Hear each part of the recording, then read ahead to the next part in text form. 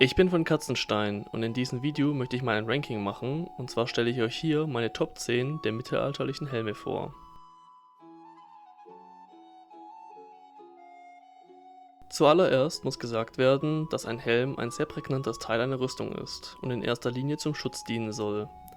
Da es im Mittelalter noch keine geeigneten durchsichtigen Materialien wie Panzerglas gab, muss man immer abwägen zwischen gutem Schutz und wenig Sicht bzw. der schlechten Belüftung. Aus diesem Grund wird keiner der Helme auf dieser Liste perfekt sein, doch ihr werdet sehen, dass ich Helme mit mehr Funktionen, beispielsweise einem beweglichen Visier, eher ins bessere Ranking setze. Dennoch werde ich versuchen, die Helme mehr einzusortieren, wie gut sie für ihren jeweiligen Zweck dienten.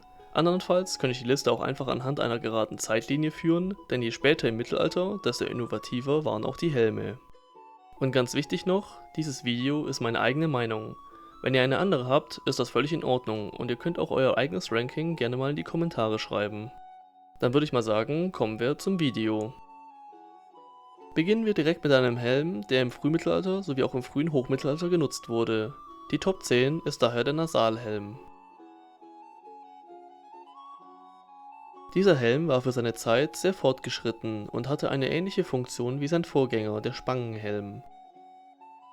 Der Nasalhelm zeichnet sich durch seine spitz zulaufende und glatte Form und natürlich dem Nasal aus, der die Nase schützte. Der Helm konnte in seiner Zeit nur mit einer hohen Schmiedekunst hergestellt werden, denn im Gegensatz zu seinem Vorgänger wurde er aus einem Stück geschmiedet und war daher relativ teuer. Der Helm wurde im Frühmittelalter von den Wikingern und später um das Jahr 1066 von den Normannen genutzt. Welche Vorteile bringt jetzt aber dieser Helm? Als allererstes haben wir natürlich die gute Sicht. Da nur der Nasal zum Schutz zwischen den Augen ist, kann das Umfeld sehr gut wahrgenommen werden. Zudem ist der Helm relativ leicht und lässt sich selbstständig und ohne große Mühe aufsetzen. Die Funktion des Helms ist für seine Zeit sehr fortschrittlich. Durch die glatte Form und die Spitze gleiten Hiebe auf den Kopf einfach ab und können auf den Schädel gar keine Energie übertragen. Nachteile sind hier natürlich die Kosten für die Schmiedearbeit. Ein Helm aus einem Stück Metall zu schmieden war für die damalige Zeit äußerst aufwendig und schwer zu bearbeiten und damit auch sehr teuer. Zudem bot er verhältnismäßig wenig Schutz, vor allem wenn der Träger ohne Schild kämpfte. Vor allem der Schild der Normannen war von der Größe her so gewählt, dass er mit dem Nasal in einer Linie war und den unteren Teil des Gesichts schützte. Gerade ohne den Schild war ein direkter Stich zum Gesicht oder ein Hieb von unten nach oben einfach nur tödlich. Dann kommen wir mal zu Top 9, den Topfhelm. Dieser Helm ist der erste vollständig geschlossene Helm mit vollem Gesichtsschutz auf der Liste und wurde wieder mit Nieten zusammengesetzt. Der Topfhelm ist vor allem von den Kreuzfahrern bekannt. Was viele nicht wissen, bei diesem Helm handelt es sich um einen Reiterhelm, den man beim Kampf zu Fuß abgesetzt hätte. Der Helm war allerdings so groß hergestellt, dass der Träger darunter noch einen weiteren Helm, eine Hirnhaube, tragen konnte, damit er im Nahkampf nicht schutzlos war. Der ganz klare Vorteil dieses Helms ergibt sich natürlich aus dem guten Schutz. Der Helm hat einen vollständigen Gesichtsschutz, der wegen der kleinen Seh- und Atemlöcher auch gegen Pfeile standhielt. Zudem ist die Funktion, ihn im Nahkampf auszuziehen, äußerst durchdacht, denn als Nachteil kann man natürlich die schlechte Sicht erwähnen. Auf einem Pferd überwiegt der Schutz und die Sicht kann etwas eingeschränkt sein. Doch zur damaligen Zeit waren Rüstungen noch nicht so gut wie bei späteren Helmen, die die Sicht einschränkten. Aus diesem Grund war es durchaus wichtig, im Nahkampf besser zu sehen und den Helm abzuwerfen. Zudem kommt noch hinzu, dass durch den vollständigen Gesichtsschutz auch die Atmung eingeschränkt war und dadurch, dass er kein Visier hatte, musste der Helm auch bei jeder Pause oder Besprechung abgenommen und zum Kampf wieder aufgesetzt werden. Obwohl der Topfhelm ein vollständig geschlossener Helm war, hatte er eine Schwachstelle und das war seine Form. Die obere Kante konnte keine Schläge zum Abgleiten bringen, was Schläge auf den Kopf sehr wirkungsvoll machte. Jedoch wäre hierbei die Frage, ob dies so wichtig war, denn zu Pferd wurde hauptsächlich mit Lanzen gekämpft, die nicht dafür ausgelegt waren, Schläge von oben auf den Kopf zu setzen. Die Top 8 erhält der Eisenhut. Diesen Helm gibt es in vielen unterschiedlichen Ausführungen für den jeweiligen Zweck. Der Helm zeichnet sich vor allem darin aus, dass er offen war und eine breite Krempe eben wie an einem Hut besaß. Ein ganz klarer Vorteil bietet natürlich die gute Sicht. Bei diesem Helm ist es beinahe so, dass man das ganze Umfeld wahrnehmen kann, als hätte man gar keinen Helm auf. Daher ist die Atmung auch nicht eingeschränkt, obwohl der Helm durch seine große Krempe und der runden, manchmal auch spitz zulaufenden Kopfform Schläge abgleiten lässt und damit relativ viel Schutz bietet. Dabei schützt die Krempe auch noch das Abgleiten auf die Schultern und Schläge von hinten auf den Nacken. Der Helm ist auch äußerst flexibel einsetzbar. Ihr kennt bestimmt das Bild von sogenannten Stadtwachen, die immer mit solch einem Helm dargestellt werden. Man kann davon ausgehen, dass er in diesem Bereich auch getragen wurde, doch auch im Schlachtfeld, im Einzelkampf oder als Fernkämpfer konnte man diesen Helm gut nutzen. Vor allem in der Schlacht hatte man dann noch den Vorteil, dass man für den Gesichts- und Halsschutz eine Halsberge anlegen konnte. Damit wiegt die vielseitige Einsetzbarkeit ganz klar als Vorteil.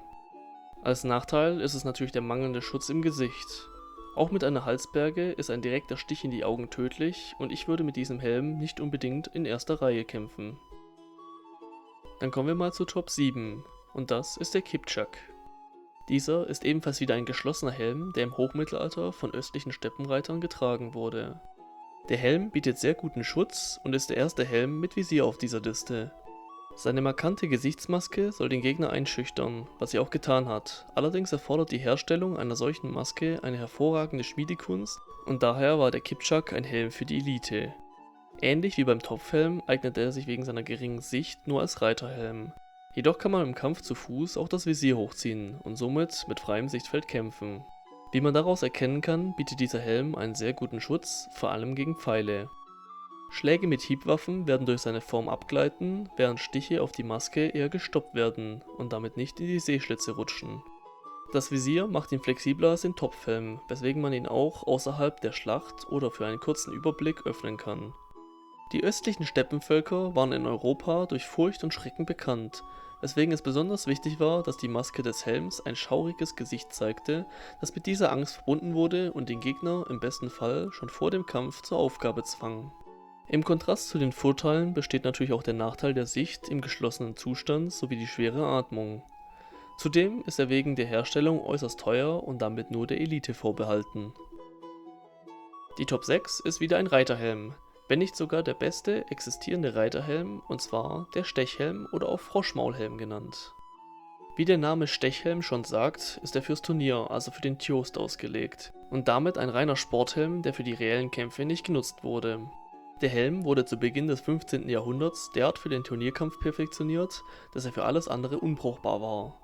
Der Helm bietet durch seine glatte Form einen hervorragenden Schutz gegen Lanzenstiche, die zur Seite einfach abgleiten. Zudem war die Frontplatte des Helms teilweise bis zu 1 cm dick.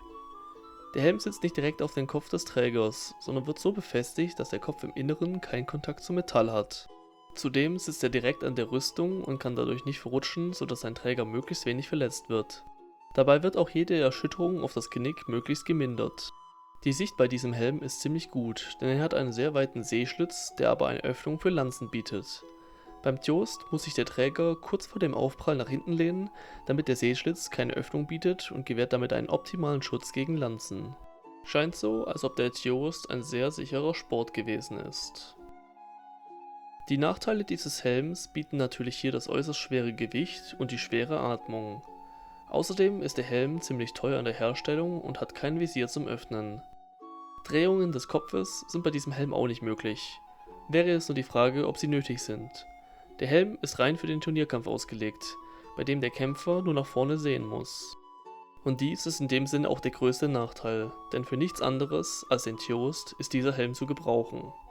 Trotzdem habe ich auch Abbildungen gefunden, worauf er zum Fußkampf genutzt wurde.